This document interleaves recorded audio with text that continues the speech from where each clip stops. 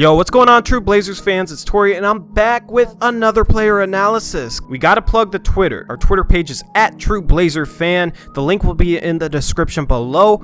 Along with that link will be a link to my personal Twitter page. You can follow me on there as well. If I'm not mistaken, this is the 8th video in the player analysis series. We're almost done with the bench, and then we'll get into the starters. We're going to finish with Damian Lillard. I can't wait for that player analysis. That's going to be a fun one to make.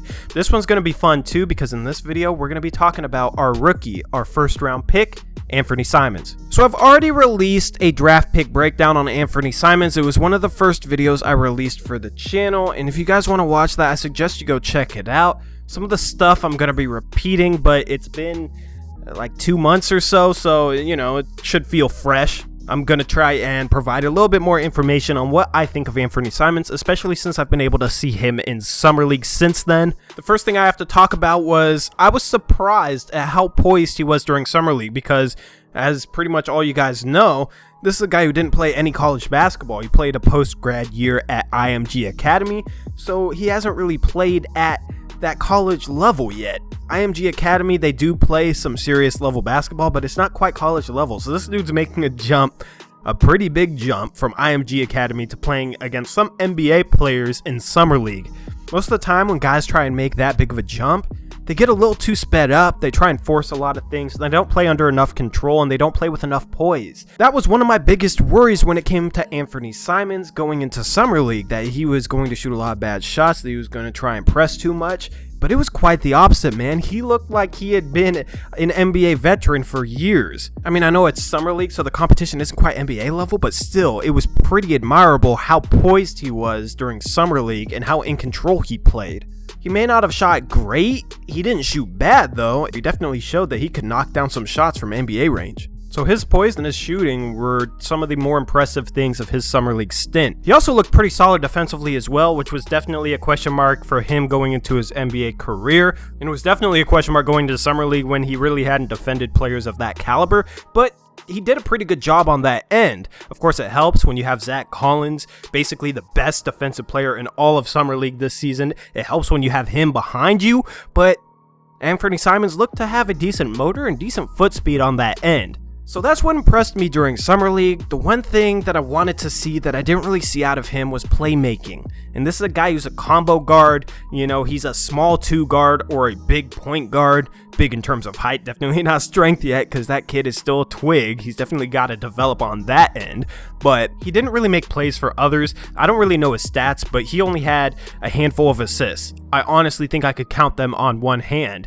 and he had a couple of 10 to 20 point scoring outings, but only 4 or 5 assists or something like that. He definitely needs to improve that part of his game, because honestly, the biggest problem with CJ McCollum is the fact that he doesn't pass the ball and move the ball enough, and that he's a little bit of a black hole. Of course, he's a great scorer, and I definitely see that potential in Anfernee Simons, but with a great scorer, you also want a guy that's able to make the right pass and the right play, because that makes him so much more lethal off the dribble and with the ball in their hands. So as far as this season goes, it would be cool to see him get spot minutes, but I don't think he's ready.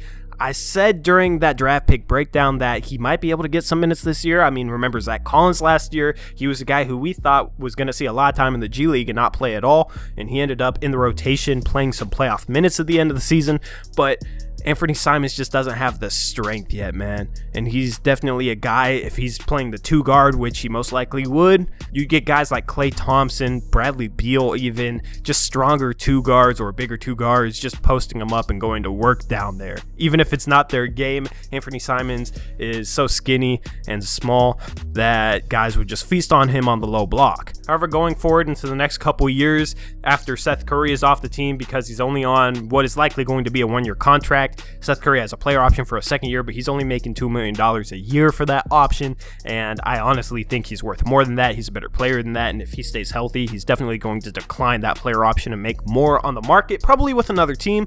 So hopefully Anfernee Simons is able to develop rapidly enough in terms of strength and in terms of his game so that he could possibly see some minutes during the 2019-2020 season. Of course, you got Wade Baldwin and Gary Trent as potential candidates to take Seth Curry's minutes once Seth Curry is no longer a Portland Trail Blazer.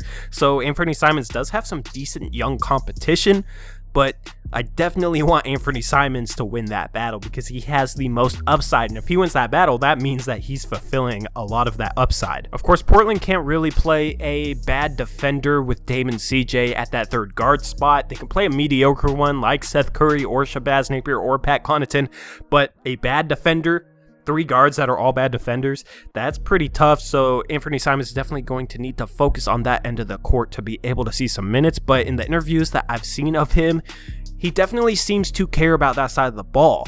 Early in their careers, Dame and CJ didn't really mention defense, and these guys take pride in their work. These guys want to be the best players they can be, but they still didn't really talk about or focus on defense. Anfernee Simons has labeled it as a priority. He said that he wants to be a stopper, a guy that can stop his opponent from scoring while lighting him up on the other end. So that is promising that he actually cares at 19 years old about the defensive end.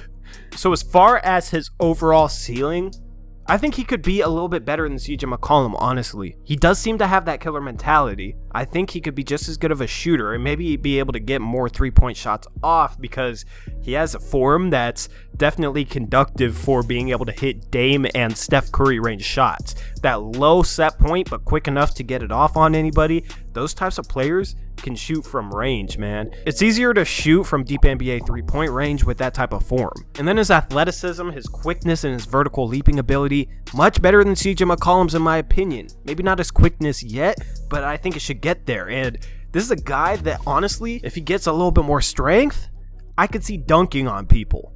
He definitely has that Donovan Mitchell type of athleticism at 6'3", 6'4", and I mean, Donovan Mitchell gets up, and he was, one of the dunk contest participants, and he was a guy who had a few highlight reel dunks last year. I also think he has a lot more defensive potential than CJ McCollum, so if he's able to be a two-way player and score in the same way that CJ McCollum does and maybe be a little bit better of a passer and have a little bit more slashing ability, that's pretty promising, man. I am excited to see him play some G League minutes this season as I am looking for a few different things out of his game in that setting. I want to see how he's able to run pick and rolls, if he's able to effectively score out of it and make the right pass when that option is there. I want to see him play a little bit in transition because I do want the Blazers to start playing more transition basketball, and Anfernee Simons seems like a guy who would thrive in transition. I want to see that killer mentality translate into high scoring outings, but also efficient ones. He definitely needs to score with efficiency because that matters in the NBA, man. If you're scoring a lot of points but you're not doing it efficiently, you don't really help your team. Again, his defense, that's an important part of his game, and that's going to be an important factor in terms of his overall development. So I do want to see him lock in and focus on that side of the ball,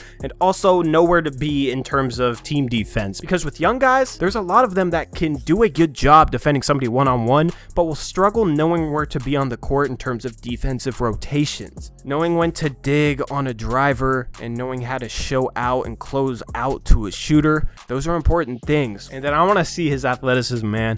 I want to see if he's really this athletic at a high level. There was some flashes during Summer League, but I want to see him drive and dunk. I want to see him dunk in traffic. I want to see him dunk off the drive. I don't just want it to be fast break, wide open dunks. I want to see him translate his athleticism into the half-court setting and actually use it to produce some good buckets. I want to see him use his leaping ability to hang and make layups from different angles. I want to see him finish in crafty ways because Dame and CJ, they both have that craft in terms of their finishing ability, and that's what helps make them such great scorers. And Anfernee Simons, I want to see how much craft he has in his game at this point, and I think I listed everything that I would want to see from him in a G League setting.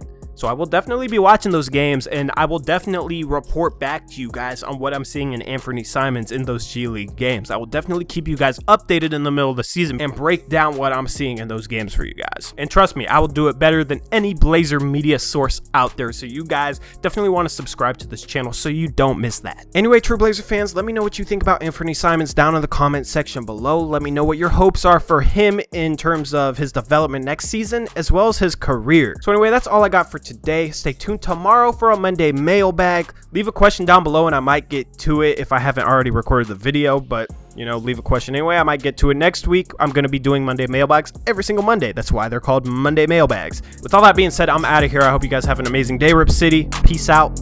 Go Blazers.